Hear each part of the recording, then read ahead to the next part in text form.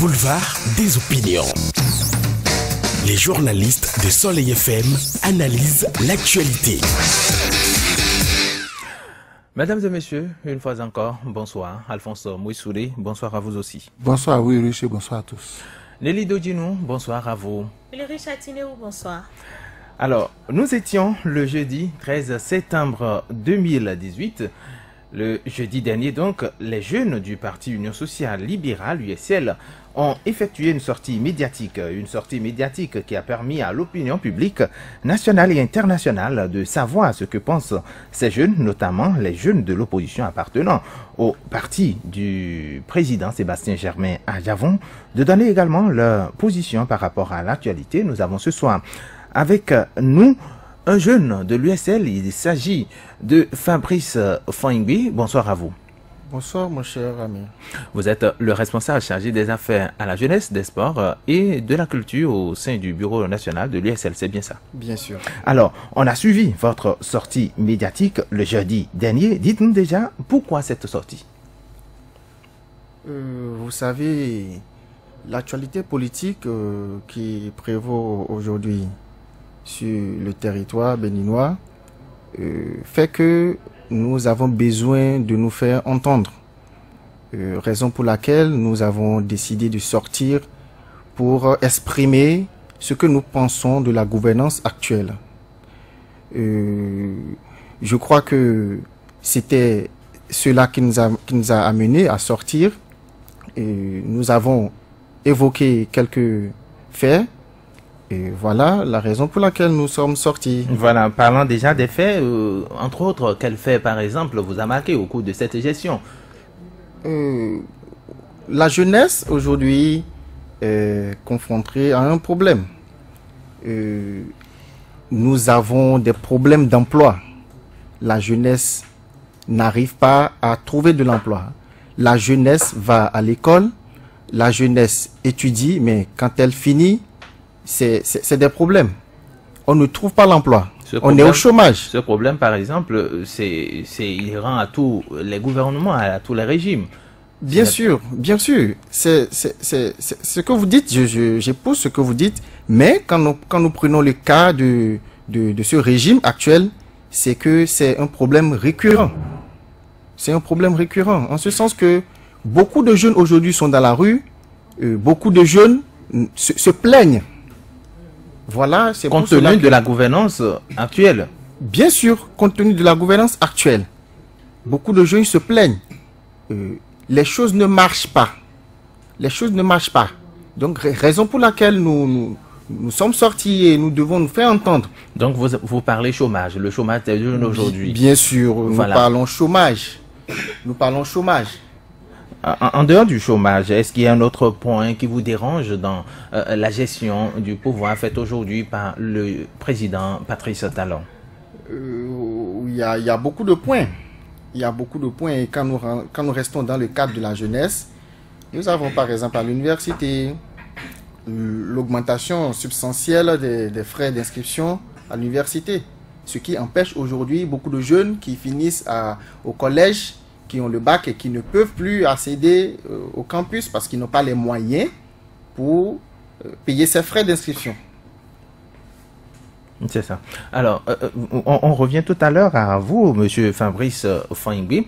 Alors, Alphonse Mouissoulé, vous avez écouté le responsable chargé des affaires à la jeunesse, des sports et de la culture au sein du bureau national de l'USL. Il a posé un certain nombre de problèmes. Il a entre autres parlé du chômage, du taux d'inscription. On peut déjà dire que ce régime rend la vie un peu plus difficile aux jeunes. Est-ce votre sentiment? Est-ce que vous partagez ce sentiment de Fabrice Foingbi? Oui, vous savez, d'abord le premier aspect. Quand on parle de chômage des jeunes, qu'ils vous souviennent qu'à l'avènement de ce gouvernement, il y a beaucoup d'entreprises qui ont été fermées. Et on l'a dénoncé ici, il y a des jeunes qui se sont retrouvés à la maison. Que ce soit au niveau de la Sonapra, que ce soit au niveau du secteur agricole, il y a des entreprises qui ont été fermées sous prétexte qu'il n'y avait pas de base juridique. Et tous ceux-là se sont retrouvés à la maison. Et depuis lors, ils n'ont pas été casés. Ils n'ont pas été casés. À ce nombre s'ajoutent depuis 2016 ceux qui ont fini leur formation, que ce soit à l'université d'Abomey-Calavi, que ce soit à l'Unipar, à Parakou, que ce soit dans les écoles privées où des gens ont obtenu des diplômes, ils n'ont pas été casés. Vous savez très bien que tout le monde attend aujourd'hui que l'on lance les concours. Mais une jeunesse qui n'a pas d'emploi est une jeunesse vulnérable. Vulnérable parce que on va vous proposer peut-être des miettes pour vous manipuler. Donc je crois que le diagnostic qui a été posé au niveau de la jeunesse, c'est que c'est sérieux. Dans un État, l'État doit se baser sur sa jeunesse. Mais quand on constate que ces jeunes-là, parce qu'il ne sert à rien, moi je le dis souvent, hein, il ne sert à rien d'être jeune, de se retrouver chaque fois dans les pattes des hommes politiques pour qu'on vous tende des billets. Ce n'est pas la peine de recevoir ces billets-là. Parce que c'est pour un temps donné, il vaudrait mieux militer pour que ces hommes politiques derrière lesquels vous courez puissent vous trouver un emploi durable. Parce que si c'est après chaque meeting ou bien après chaque rencontre, on doit vous donner des billets et vous pensez que la vie s'arrête là, c'est pas possible. Avec ça, vous ne pouvez pas fonder un foyer. Avec ça, vous ne pouvez pas construire votre vie. Donc je suis d'accord que les jeunes luttent pour que non seulement ils aient l'emploi, mais qu'au niveau de l'Université nationale du Bénin, que tout le monde ait accès à l'éducation, à la formation. Parce que si votre jeunesse, si la jeunesse de votre pays n'est pas formée, si la jeunesse de votre pays ne dispose pas de diplôme, la relève ne sera pas assurée. Autrement dit, les jeunes de l'USL sont en train de mener un combat noble. Oui, c'est un combat noble et c'est pourquoi j'ai dit le diagnostic a été posé dans le secteur de la jeunesse. Parce qu'aujourd'hui, regardez dans les partis politiques, les plus nombreux, ce sont les jeunes. Et le grand nombre de chômeurs se trouvent dans le rang des jeunes. Donc c'est normal que les jeunes se mobilisent. Je dis que vous soyez de l'USL, que vous soyez de la mouvance, que vous soyez de quel que soit votre bord politique, ce combat-là doit être le combat de tous les jeunes. Le problème de chômage, ce n'est pas lié à un parti, ce n'est pas lié à une région donnée. Que vous soyez pro-talon, anti-talon, vous devez prendre conscience que ce qu'on me donne aujourd'hui, les miettes qu'un homme politique me tend chaque fin du mois pour dire « Mon petit, tu es bon, tu as écrit sur les réseaux sociaux, tu as défendu le régime en place, viens prendre 300 000. » Ça ne construit pas un foyer, ça ne construit pas un homme. Il faut avoir un emploi. Et là, vous savez que vous gagnez votre vie à la sueur de votre front. Vous ne pouvez pas gagner votre vie en organisant des meetings, en faisant des posts sur les réseaux sociaux pour gagner de l'argent. Ça, ce n'est pas une vie, ça. Donc, je suis d'accord avec eux que l'État doit pouvoir... La politique de l'emploi relève du domaine de l'État. C'est l'État qui recrute. Si l'État ne veut pas recruter, l'État favorise les conditions d'installation des entreprises privées parce que ce sont les entreprises privées aujourd'hui qui recrutent. Donc, l'État doit pouvoir leur donner les conditions faciles. L'État doit pouvoir leur ouvrir un boulevard pour permettre à ces entreprises privées-là de consommer les jeunes qui sortent de la formation parce que depuis 88, pratiquement, l'État ne recrute pas. L'État ne recrute pas. Donc, il faudrait que l'État aide les entreprises privées à s'installer ou bien l'État promeuve davantage l'entrepreneuriat privé. Autre chose au niveau des études, on a toujours dénoncé ça. L'université d'Abomey-Calavi est bombée. C'est dans les amphis, on ne peut pas continuer. Le Bénin parle de LMD. Je ne sais pas si vous êtes allé une fois faire les études dans l'extérieur. On ne peut pas parler du système de LMD et avoir plus de 200 étudiants dans un amphi. C'est pas possible. C'est pas possible. Que fera le professeur? Que fera le professeur? Donc, il faudrait que... 200 encore, c'est raisonnable. Non, on en trouve jusqu'à... J'ai minimisé le coût. J'ai minimisé le nombre. Je donne un exemple simple. Vous ne pouvez pas être 200 dans un amphi et demander à un professeur de dérouler le cours en situation de LMD. C'est pas possible. C'est pas possible. Donc, il va falloir que l'État prenne conscience.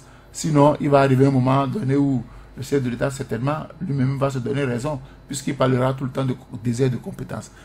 Ceux qui sont là vont partir, mais il n'y aura pas d'autres jeunes pour assurer la relève. Nelly Dodinou, rébellion ou légitime défense de la part de ces jeunes qui aujourd'hui haussent le ton pour parler de chômage, pour parler des conditions de vie difficiles aux jeunes? On dit souvent que la jeunesse est la fine fleur de l'avenir. L'avenir de ce pays repose et reposera sur les jeunes. Ceux qui sont aux affaires aujourd'hui vous diront qu'ils sont jeunes. Et ceux qui seront aux affaires demain seront des jeunes. Donc nous bâtissons notre pays grâce aux bras valides, ceux qui sont capables de gérer. Tôt ou tard, vous finissez par prendre votre retraite et céder la place à quelqu'un qui prendra votre relève. Vous avez posé la question de savoir si c'est une rébellion ou c'est une légitime défense. Les jeunes se défendent peut-être pour avoir une place dans la société. Aucun des deux. Pas de légitime défense, pas de rébellion. Pas de rébellion. Ils réclament juste ce qui est de leur droit. Le droit à un emploi. Le droit à une formation de qualité. Le droit à une formation qui répond aux besoins du marché.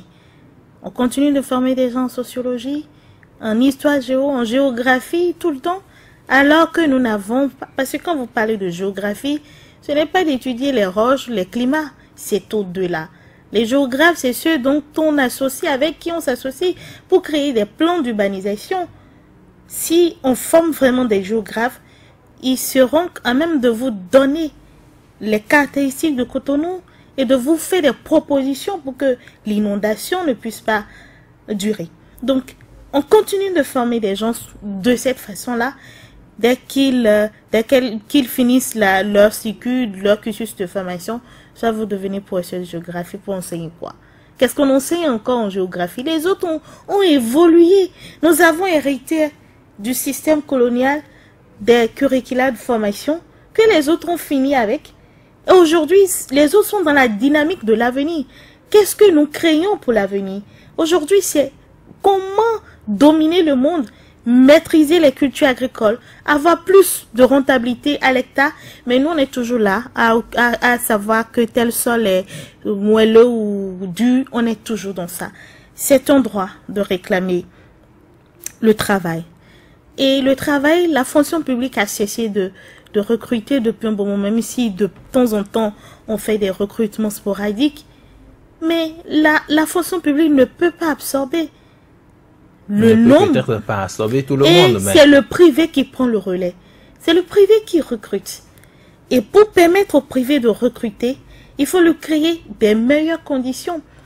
Moi, j'ai lu un papier cet après-midi, c'est le top des 10 pays où on peut aller investir. C'est-à-dire les meilleurs pays sur le continent africain où le climat des affaires vous est amené à investir. La Côte d'Ivoire ferme le top 10. L'Égypte, on est le premier. On a le Ghana, on a le Nigeria.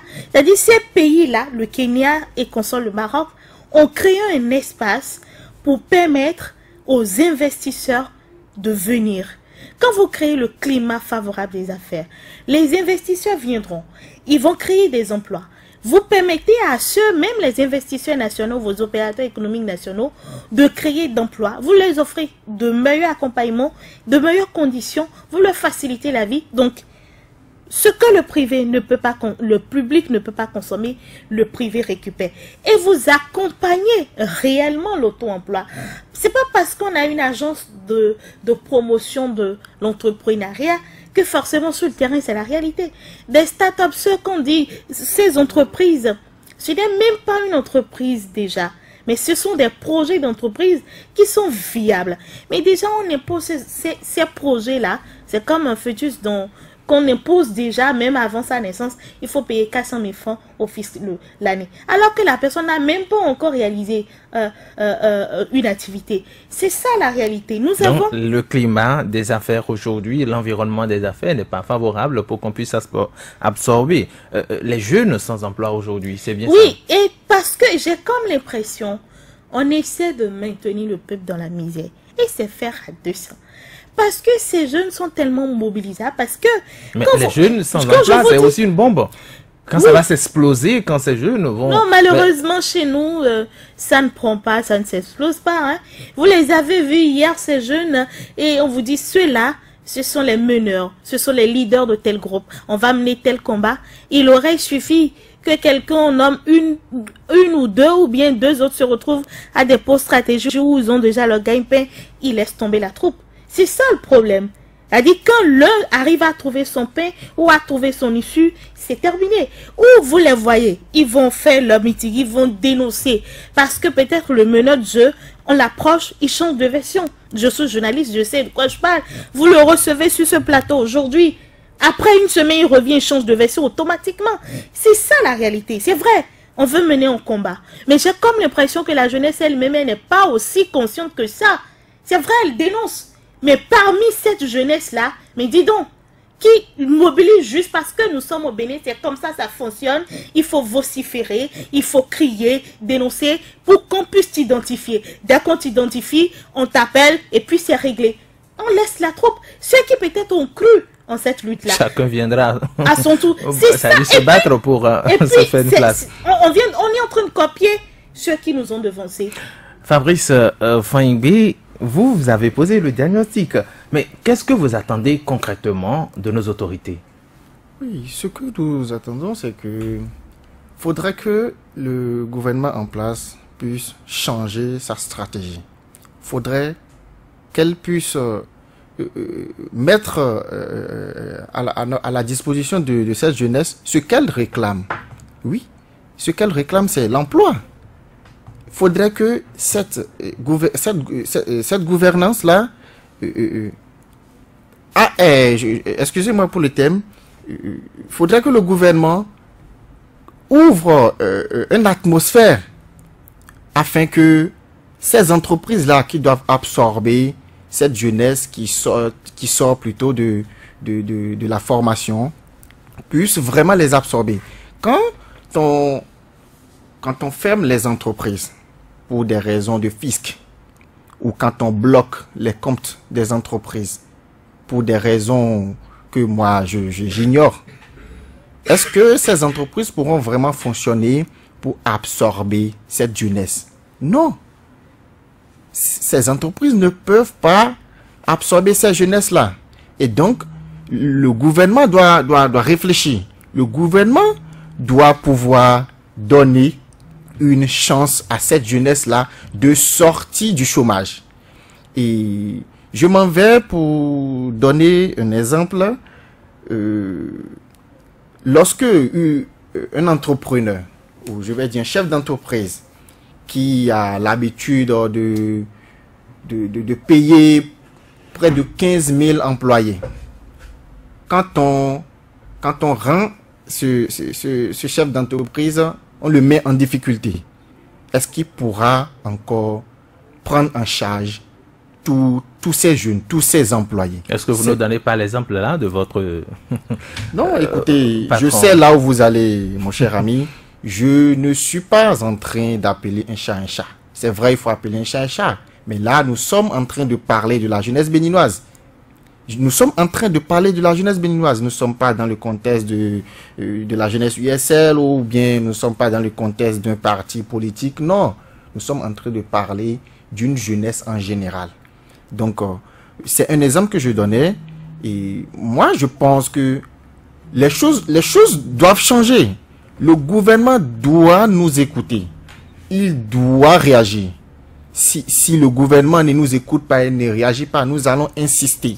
Nous allons continuer à parler. Nous allons continuer à nous exprimer. Autrement dit, si je vous comprends d'abord, sur vos préoccupations, vos doléances, c'est que le gouvernement doit vous écouter par rapport à la question du chômage. Bien sûr. Bien sûr, c'est très primordial. Le gouvernement doit penser à la jeunesse. Vous avez le sentiment que le gouvernement ne fait rien aujourd'hui dans ce sens? Oui. Moi, personnellement, j'ai le sentiment que le gouvernement ne fait rien pour la jeunesse. Il y a des emplois qui ont été créés. Des jeunes ont trouvé beaucoup à faire aujourd'hui. Quand je prends par exemple Benetassi, ce projet, ce sont des jeunes qui pilotent. Il y a également d'autres projets qui, quand même, ont permis à des jeunes de se faire aujourd'hui une place ou d'avoir quelque chose, un gagne-pain. Est-ce que vous pouviez me dire les conditions de cette création d'emploi de Benetassi dont vous parlez? Parce que moi, je n'approuve pas cette création d'emplois. Au contraire... Mais c'est quand même des emplois pour... c'est quand même des emplois pour des gens. Oui, ça nourrit des vies, ça nourrit des foyers. Selon la philosophie du gouvernement, c'est des emplois. Mais pour moi, c'est pas des emplois. Au contraire, on met la population en difficulté. Aujourd'hui, il faut forcément, pour prendre le Benetassi d'Antokpa à Saint-Michel, il faut payer de l'argent. Et pour quitter, par exemple, Godomé pour Akpakpa, il faut payer quelque chose. Mais est-ce que le peuple aujourd'hui a ces moyens-là pour payer ce moyen de déplacement? C'est là la question. il faut pas créer de l'emploi parce qu'il faut créer de l'emploi. Mais il faut quand même regarder les conditions, tout ce qui implique cette création d'emploi. Et donc, quand vous me dites que Béné Taxi, entre autres. Oui, entre autres, Béné Taxi, c'est pour sortir la jeunesse de l'emploi, mais je suis désolé. Non, mais je ne pense pas que un étudiant qui a fait 3 ans à l'université et qui a sa licence en psychologie ou en géographie ou bien en comptabilité viendra devenir chauffeur un conducteur de Béné Taxi. Je ne pense pas que ça règle le problème des jeunes. Béné Taxi ne règle pas le problème des jeunes. C'est ça. Tu te permets rapidement, moi je pense que vous êtes en train de faire de la publicité à une entreprise qui gère son entreprise. Moi je parlerais plutôt de l'emploi. Que vous preniez Béné Taxi ou pas, vous déplacez, vous payez un frais. C'est vous qui décidez de combien vous avez dans votre poche pour vous offrir le plaisir de prendre Béné Taxi. Moi je n'en prends pas parce que je n'en ai pas les moyens. Pour revenir à l'emploi des jeunes, moi ce que je dis, c'est vrai, malheureusement, nous jeunes aujourd'hui, moi je ne suis pas militant, on devait pouvoir se dire c'est temps d'aller aux actions. Qu'est-ce que nous faisons en tant que jeunes? On peut se mettre ensemble. Les jeunes sont aussi coupables de ce qui leur arrive. Bien sûr. C'est-à-dire, on attend tout de l'État. On attend tout de l'État. Mettez-les ensemble. Moi, j'ai vécu une expérience. On nous a formés en tant que leader quelque part. On se dit, entre jeunes, on va se réaliser. Et on s'est mis ensemble pour créer une entreprise. Je vous assure, celui qui n'est même pas, il a tout fait pour être président, mais c'est cette personne qui a ruiné l'entreprise. Parce qu'elle a voulu s'approprier tout le bien, le patrimoine du groupe. Moi, je pense que, oui, nous essayons de nous mobiliser pour dénoncer, pour agir, pour demander à l'État de nous aider. Mais nous aussi, il faut qu'on amène l'État à réagir. Mais Alphonse Maurice Soudé, je ne vous arrête pas, hein, Nelly. Alphonse Maurice Soudé, on a vu quand même l'initiative de Niki, on a vu l'initiative de Ouida, des jeunes qui sont fâchés, qui ont espéré que, avec le régime en place, que les choses vont changer, ils vont vivre peut-être dans un petit paradis, mais qui aujourd'hui sont en face d'une autre réalité. Est-ce que vous ne voyez pas que effectivement, le gouvernement actuel a peut-être promis beaucoup de choses qu'il ne réalise pas aujourd'hui pour ces jeunes. Le 6 avril 2016, quand le chef de l'État prêtait serment, je crois que beaucoup de jeunes étaient contents. Et d'ailleurs, ce sont les jeunes qui l'ont porté au pouvoir. Parce que les jeunes se sont dit, on pourra gouverner autrement. Les jeunes se sont dit, désormais, nous allons sortir de la précarité. Les jeunes se sont dit, nous aurons du travail. Et qu'est-ce qu'on a remarqué? Les premières victimes, ce sont encore les jeunes. Parce que les entreprises qu'on a fermées, il y a des jeunes. Moi, je vous ai dit la dernière fois qu'il y a des couples qui se retrouvent aujourd'hui à la maison. Parce que monsieur se trouvant dans une entreprise qu'on a fermée, madame se retrouvant de l'autre côté, les deux ont perdu leur boulot. Donc, ça veut dire quoi? Que si on ne donne pas de l'emploi à la jeunesse, vous l'aviez dit, c'est une bombe. Et ça va éclater. Quand vous suivez un peu les différentes initiatives dont vous avez parlé, c'est la même chose, c'est le même réquisitoire que la jeunesse de l'USL. On veut du travail.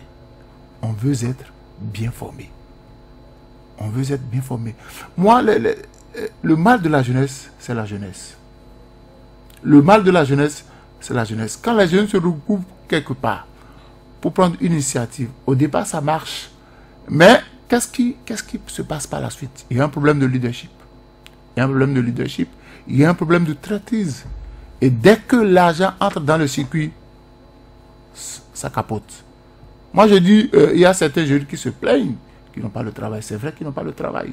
Mais il y a d'autres jeunes qui n'ont pas le même langage que vous. C'est pas possible. Parce que eux, c'est vrai qu'ils ne sont pas salariés, ils n'ont pas une fiche de paye, mais ils vivent aux frais de la princesse. Ils sont aujourd'hui, j'en connais plein, qui collaborent avec les gens du régime, qui ont un salaire, ils vont percevoir des salaires à chaque fin du mois.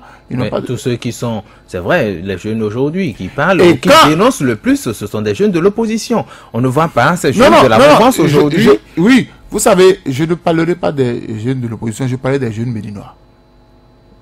C'est difficile quand vous êtes resté chez vos parents. Vous avez étudié. Vous dites, j'ai fait un master. Vous finissez. Vous ne trouvez pas de boulot. Et il n'y a personne. Nelly l'a dit tout à l'heure, les hommes politiques maintiennent les jeunes dans la dépendance financière. Le tonton préfère te donner chaque fois 100 000, 20 000, 50 000 pour régler tes problèmes de l'heure. Mais il ne te cherche pas un boulot. C'est ça la complexité du problème. Et je crois que les jeunes demandent à l'État de trouver du travail. C'est aussi simple que ça. L'État ne peut pas créer de l'emploi. Mais l'État peut favoriser la création d'emplois. L'État peut favoriser la création de l'emploi. Il y a, je vous ai dit la dernière fois que combien d'opérateurs béninois peuvent se bomber le torse pour dire que les affaires marchent. Les affaires ne marchent pas. Ne nous leurrons pas. Ça marche pour un camp, mais ça ne marche pas pour l'autre camp. Mais nous ne parlons pas non plus de camp. Mais c'est ce que je vous dis. C'est parce que les jeunes se retrouvant dans l'autre camp et arrivant à satisfaire les besoins de l'heure, pensent que ça sera éternellement comme ça. C'est pas possible. Un emploi, c'est une fiche de paye. Pour moi, quand vous parlez d'emploi, c'est que à chaque fin du mois, vous avez un salaire fixe, vous avez une fiche de paye. Mais aujourd'hui, qu'est-ce qui se passe? Les jeunes se contentent du peu.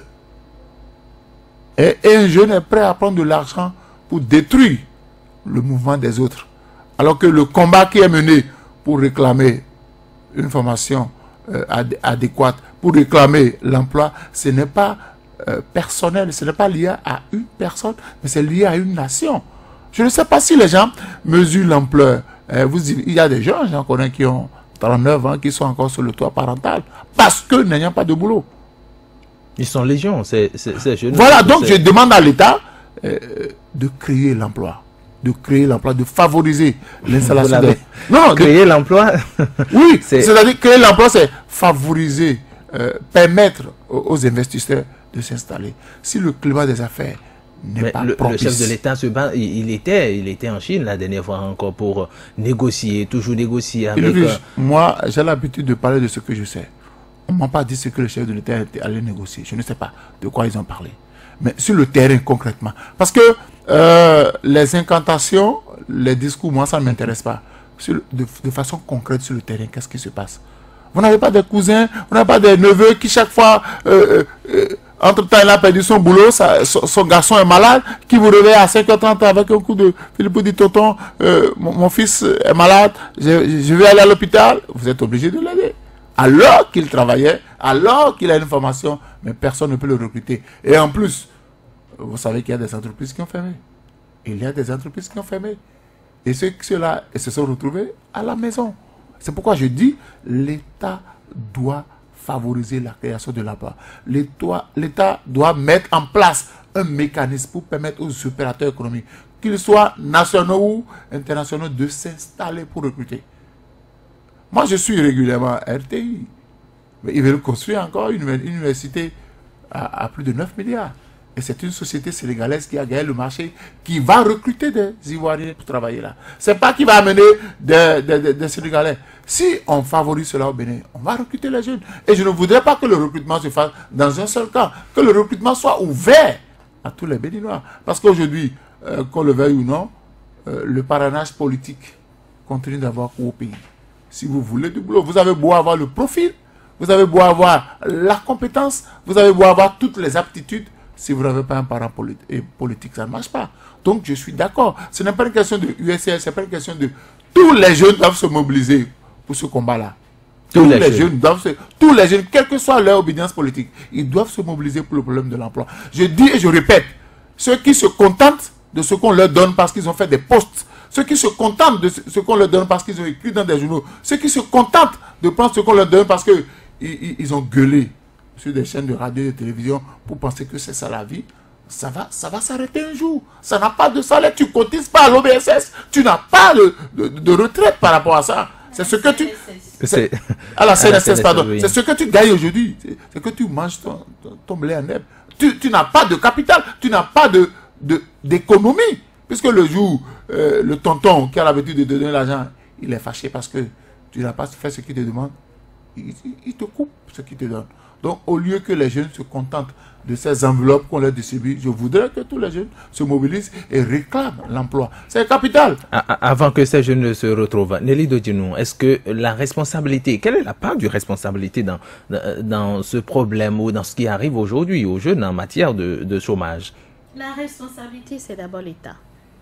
C'est d'abord l'État qui a un mode de recrutement ou bien les personnes en charge de recruter. Allez à l'Assemblée nationale. L'administration a regorgé des enfants de députés. Allez à l'Assemblée nationale. Des enfants de députés qui ont le profil. Tout comme si vous et moi ou d'autres Béninois n'ont pas le profil.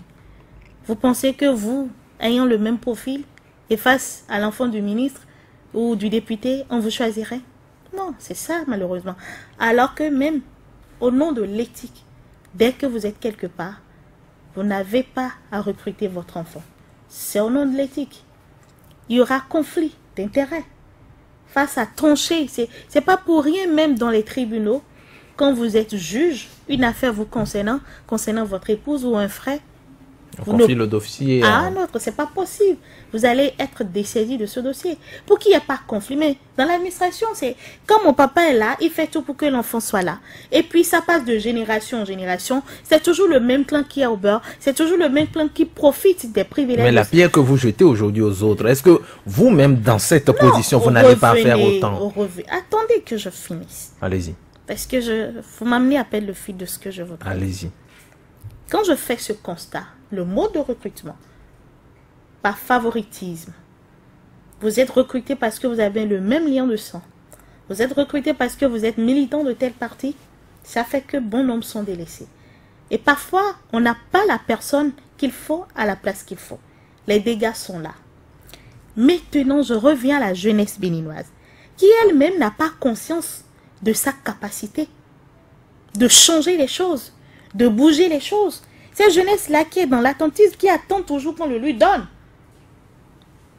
Demandez, quand vous les voyez remplir une salle pour la mobilisation, parce que c'est le poumon de la mobilisation. Ils sont députés grâce à ce jeune-là qui arrive à mobiliser. Ils ont été élus grâce à la mobilisation de ces jeunes-là. C'est eux qui votent. C'est eux qui font la mobilisation. Mais eux-mêmes n'ont pas conscience de ce que ils peuvent faire changer les choses. Ils se contentent juste des billets. Ils se contentent juste des privilèges. Je suis proche de telle personne. Je suis le bras droit de tel député, de tel... Ils se contentent. Mais demandez-leur autant 2000, 3000 qui vont se retrouver dans une salle pour dire, bon, nous avons un projet. Autant que vous êtes là, je pense que si vous mobilisez 1000 francs, il y aura un projet qu'on pourra conduire. Ce n'est pas possible. Ils ne vont jamais s'entendre sur ça. Les quelques-uns qui seront intéressés, il y aura guerre de leadership. Il y a ça, ce problème-là. Et quand vous les voyez, quand le monsieur vient pour dire « je veux être candidat », la jeunesse lui impose quelles conditions? Quel est le contrat qu'il lie là, le jeune à son élu, à la personne qui irait le représenter? Il n'y a pas de contrat. Le seul contrat, c'est le billet de banque. Et n'attendez-vous pas à ce que quand la personne achète votre voix, achète votre engagement, que cette personne vienne vous rendre compte après. Mais quand vous vous engagez, vous avez un contrat. Nous avons besoin, nous avons un projet. Nous voulons que tu t'imposes grâce à tes relations. Nous avons besoin des moyens. Aide-nous à aller à la conquête du marché. Et que nous avons un contrat bien assis. Le contrat est bien fait. Et une fois là-bas, il va être là à défendre les intérêts. Mais comme il n'y a pas de contrat, chacun joue au chien et à la souris ou au chat et à la souris. Et les autres savent que la jeunesse, vous savez, il y en a qui savent. Non, il y en a qui savent que pour me faire élire député, j'ai besoin de tel nombre de milliards pour faire ma campagne. A dit, le projet de société, il s'en fout. Il s'en fout de tout. Son problème, c'est l'argent. Et quand il a les moyens, soyez sûr qu'il gagnera. Il gagnera parce que tout le monde on est en train de lutter contre ça. On est en train de lutter. L'argent ne dictera plus son mot dans ce pays. Ce qui m'a écœuré, hein, oui, Alphonse Moussoudé, vous allez revenir tout à l'heure. Les gens ont voulu faire la campagne de 2016. Vous savez, dans les églises, hein, on mobilise les jeunes. On mobilise les jeunes parce qu'il y a des églises qui s'affichent politiquement. On mobilise les jeunes. On va prier pour candidat Tatampion. Puis, parce que notre frère travaille avec candidat Tantampillon. Les jeunes ont prié. Le candidat Tantampillon est élu. Les jeunes ont constaté que celui qui avait été soutenu se retrouve dans une bonne position, qui aujourd'hui peut créer des emplois.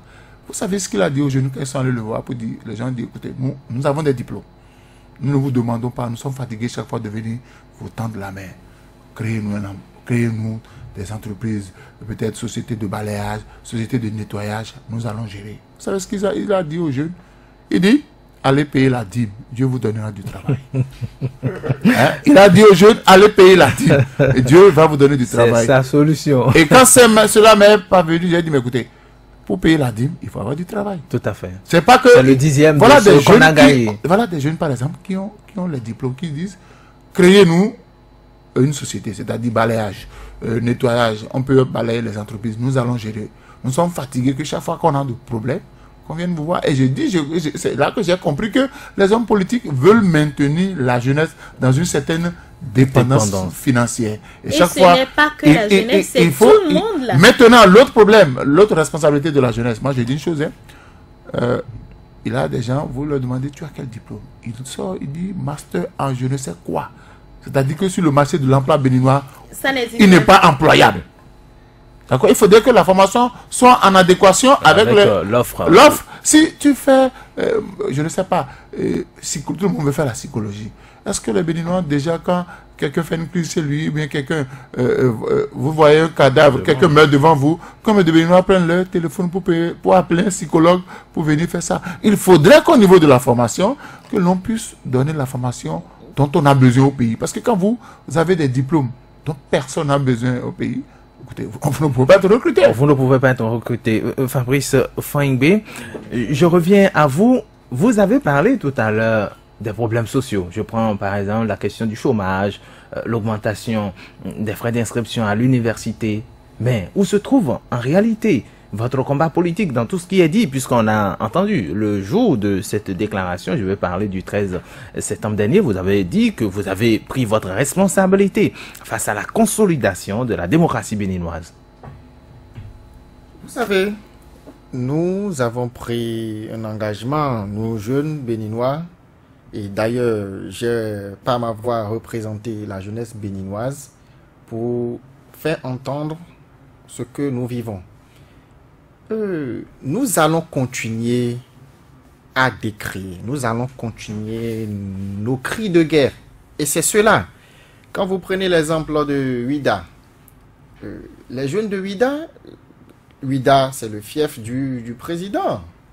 Mais bon, bien sûr, c'est chez lui. C'est chez lui, voilà. Excusez-moi pour le thème, c'est chez lui, oui. Il est de là-bas. Mais les jeunes de là-bas se plaignent aussi. Ça veut dire que rien ne va dans le pays. Parce que, en tant que la première personnalité du pays, elle doit d'abord penser. Quand il y a un adage qui dit, quand on ne sait pas là où on va, il faut savoir d'où on vient. Mais déjà, à Ouida, les jeunes se plaignent aussi. Ça veut dire que rien ne va dans le pays. Et donc, ça va continuer. Notre combat, c'est de continuer à parler, c'est de continuer à sortir, à décrier, c'est de continuer à dénoncer ce qui ne va pas. C'est ça notre combat. Jusqu'à ce que nous ayons gain de cause. Est-ce qu'il ne faut pas aussi proposer des solutions? Quelles sont les solutions, par exemple, que vous, au sein de l'USL ou des jeunes, puisque vous avez dit vous représentez tous les jeunes, quelles sont les propositions de solutions que vous avez à votre niveau, par exemple, à soumettre au chef de l'État ou aux acteurs politiques? Il faut revoir les frais d'inscription à l'université. Il faut revoir ça pour permettre aux jeunes d'accéder à l'université. Parce que ça bloque une couche de cette jeunesse-là. Ça, c'est une proposition de solution. Il faut revoir ça. Il faut revoir ça à la baisse. Monsieur Fangbe, je voudrais savoir, est-ce qu'à votre niveau, vous avez fait des démarches à l'endroit du ministère de l'Enseignement supérieur? Parce que s'il y a eu augmentation, vous devez quand même ça doit se justifier. Est-ce que votre mouvement, est-ce que la jeunesse de l'USL s'est rapprochée de ces autorités-là pour comprendre les motivations qui justifient ces augmentations-là? Laissez-moi vous dire que quand on se lève, quand un père de famille se lève et veut faire quelque chose, ce père de famille doit s'expliquer. Moi, par exemple, je n'ai pas eu l'information. Je ne sais pas pourquoi on augmente tous azimuts les frais d'inscription à l'université. Eh bien, je pense que c'est le père de famille là qui doit s'exprimer. C'est le gouvernement qui devrait déjà expliquer sa démarche pour dire voilà les raisons pour lesquelles nous augmentons les frais d'inscription à l'université. Mais écoutez, voilà. Une fois que le gouvernement n'a pas expliqué sa démarche, le gouvernement n'a pas expliqué, et que vous voulez monter au créneau pour dénoncer cela, c'est normal qu'on dénonce. Parce que, écoutez, l'université nationale, comme on dit, les centres de formation publique appartiennent à tout le monde. Naturellement. Ouais, et généralement, ceux qui sont nantis n'envoient pas leurs enfants là-bas. Mais moi, j'aurais aimé qu'au niveau de la jeunesse de l'USL, que vous fassiez la démarche pour dire, nous allons vers les autorités. Il faudrait qu'on nous explique. Monsieur Soudé, laissez-moi vous dire, nous sommes sortis. Nous avons fait une déclaration. Et je crois que ce n'est pas tombé dans les oreilles dessous. Ils ont entendu. Les réseaux sociaux en parlent. Ça, partout, ça se dit. Et donc, ils ont entendu. Ils savent que nous réclamons qu'on puisse revoir les frais d'inscription à l'université. Et donc, ils doivent trouver la solution. Et s'ils vous disent qu'ils n'ont pas entendu? Non, laissez-moi vous dire, ils ont entendu. Bon, d'accord. Est-ce que Madame Nelly... Je vais lui poser la question. Oui. Non, vous voulez répondre à la préoccupation de Nelly? Non, je parlais à Madame Nelly. Madame Nelly, vous n'allez pas me dire que vous n'avez pas entendu. Si vous n'avez pas entendu... Moi, je ne suis pas décideur. Je ne décide pas pour ce pays. Voilà. Donc, c'est à vous de prendre votre responsabilité. Mais jusqu'où vous comptiez aller? Comme je vous l'ai dit tout à l'heure, nous allons continuer. Les jeunes, vous savez, moi je soutiens la jeunesse, puisque je suis jeune. Je suis jeune et je dois soutenir la jeunesse. Je dois faire le combat jusqu'au bout. On va continuer à le dire. Faire le combat ne serait pas que de dénoncer. On en a trop parlé. On parle trop au Bénin. Quelle est l'action? On vous a dit, c'est comme la société civile. Hein? La société civile n'a pas de pouvoir de décider, n'a pas de pouvoir d'agir. Qu'est-ce qu'elle fait? Elle fait des plaidoyers. Du lobby. Elle fait du lobbying. Oui. Vous plaignez de quelque chose. Alors, vous êtes en face de ceux qui peuvent exécuter. Oui. Et vous vous limitez à une déclaration et vous dites, bon, ils ont entendu.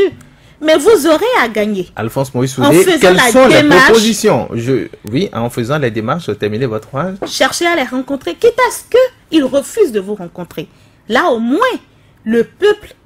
Vous aurez pris le peuple à témoin que vous avez fait cette démarche. Au-delà même de l'inscription. Parce que moi, ce que je refuse aux intellectuels, c'est que se limite juste à ceux qui sont dans le cursus normal. Quand on parle du travail, de l'emploi de la jeunesse, c'est aussi ceux qui n'ont pas eu la chance de franchir les pas de l'université. Ce sont ces jeunes-là qui sont à la maison.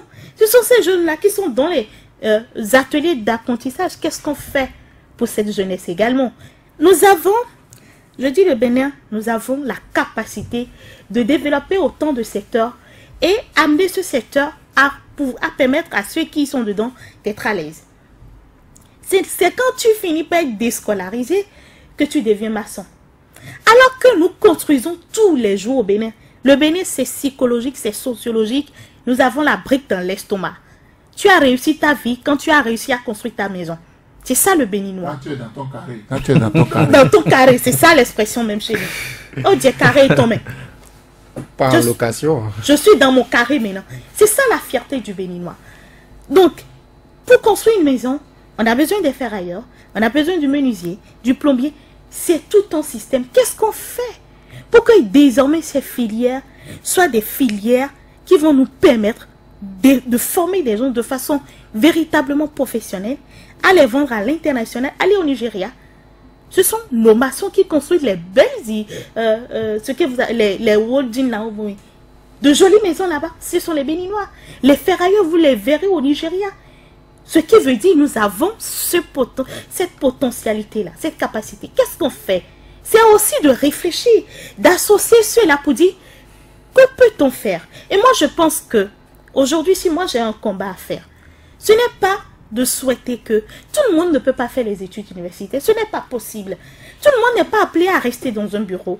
Il y a ceux qui ont le don de travailler leurs mains.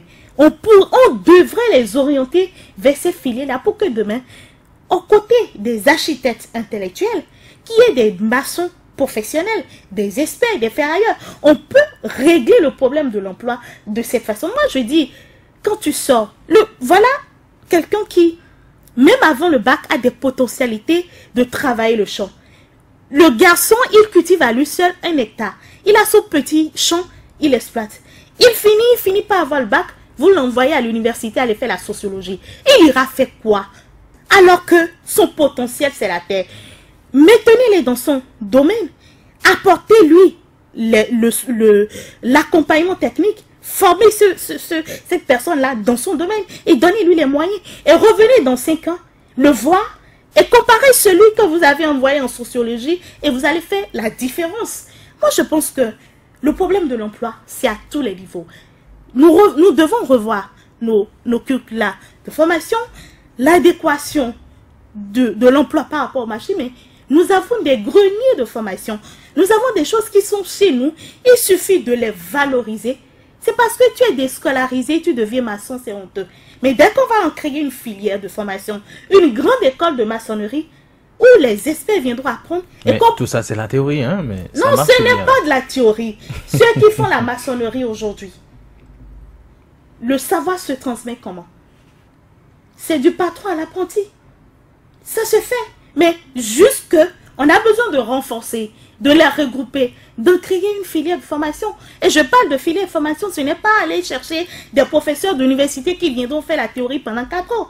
Mais c'est de mettre les lances dans leur domaine, dans la pratique. Allez voir ceux qui font l'agronomie. Il faut faire l'agronomie tout le temps sur papier. Ils finissent, tout leur problème c'est d'aller s'asseoir au ministère pour écrire. Alors que vous avez appris à la terre, il faut travailler la terre. Tous ces agrégés, professeurs, docteurs, tous ceux qu'on forme en agronomie servent à quoi? Dans la nutrition au Bénin, dans l'agriculture au Bénin, dans l'agro-pastoral au Bénin. Il faut se poser des questions, Ulrich Chatigno. Alphonse Moussoulé. Tout à l'heure, si j'ai demandé que l'on fasse du lobby, j'ai appris et j'ai vécu au niveau du ministère de l'enseignement secondaire de la formation professionnelle. Je crois qu'ils ont fait le tour des établissements pour encourager les apprenants à aller du côté de l'enseignement technique. Ça, c'est... je demanderai à la jeunesse de l'USL de rencontrer le ministre, de le booster. Parce que à Cotonou, ici nous sommes à Sémépoudi, mais à Cotonou, il y a combien de lycées techniques appartenant à l'État? Il y a le lycée technique Koulibaly et l'annexe de Kondéou. Ça ne suffit pas. Ça ne suffit pas. Donc il faudrait d'abord que dans le lobby, qu'on puisse amener les autorités à multiplier les centres de formation appartenant à l'État. Deuxième chose, il faudrait que la jeunesse USL se rapproche des décideurs.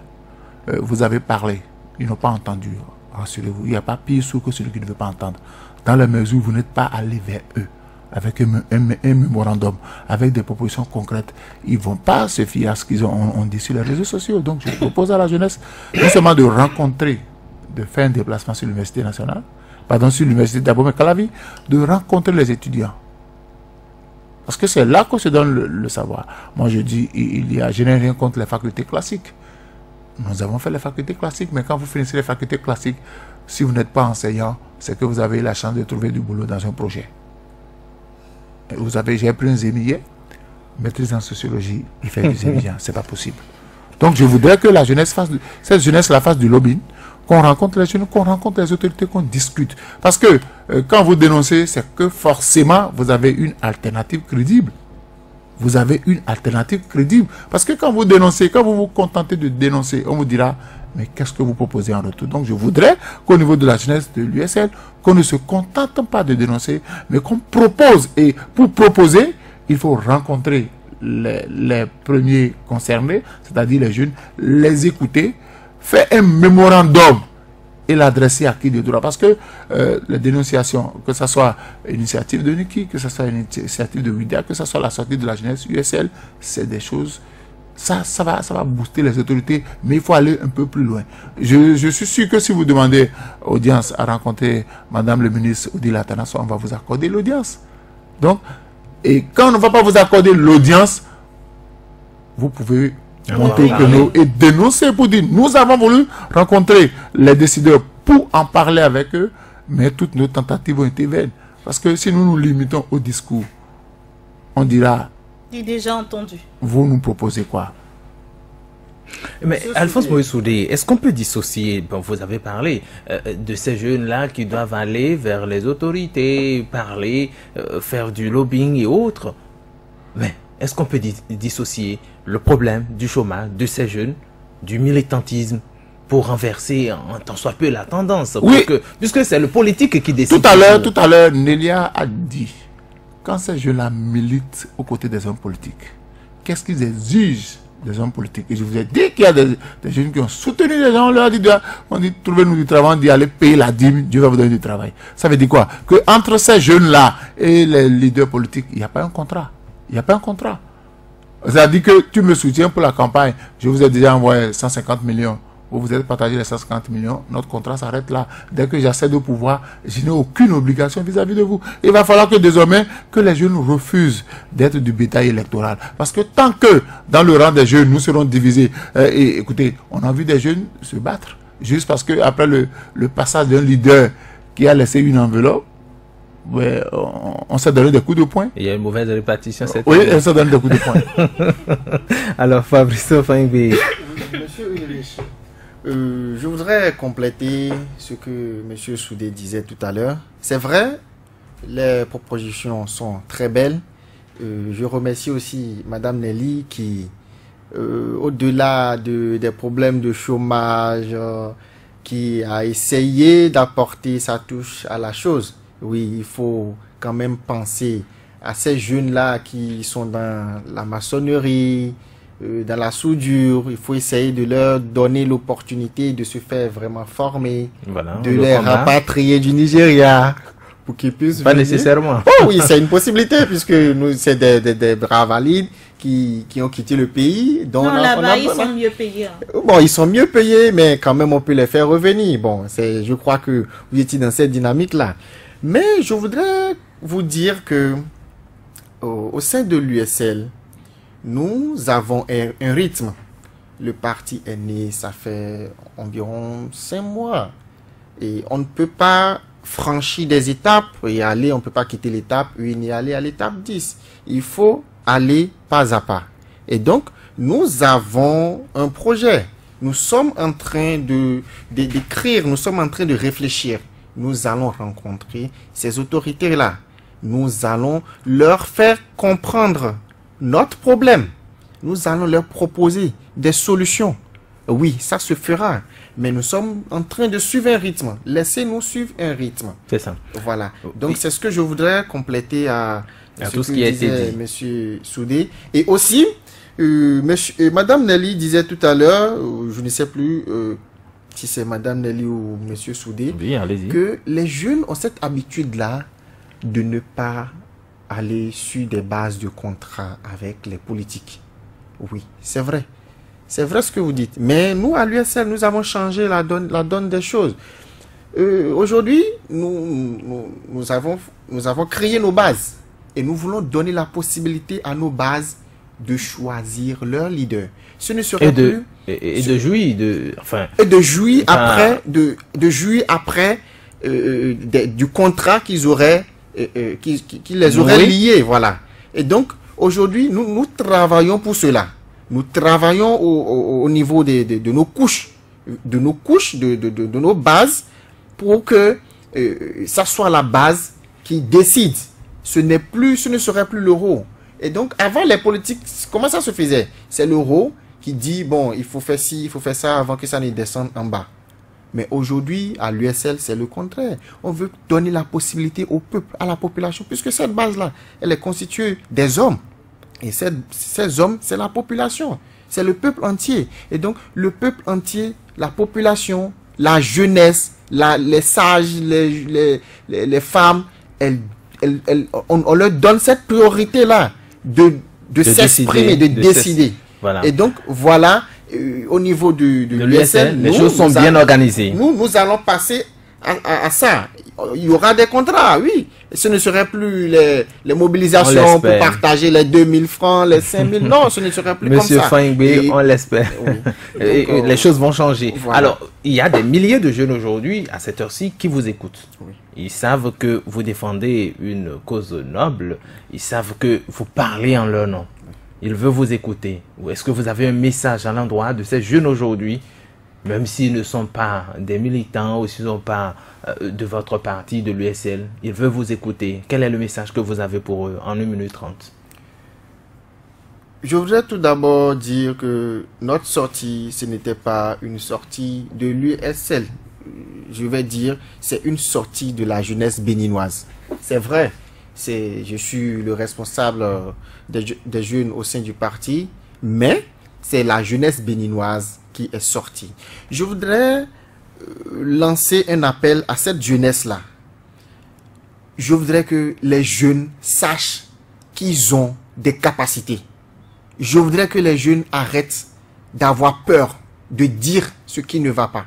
Parce qu'après tout, c'est nous que ces politiques viendront manipuler pour prendre le pouvoir, pour gérer. Mais nous aussi, nous allons passer à la gestion du pouvoir. Nous avons les capacités d'aller nous asseoir à l'Assemblée nationale pour faire des propositions de loi, pour faire des réformes. Et donc, j'appelle cette jeunesse-là à être soudée.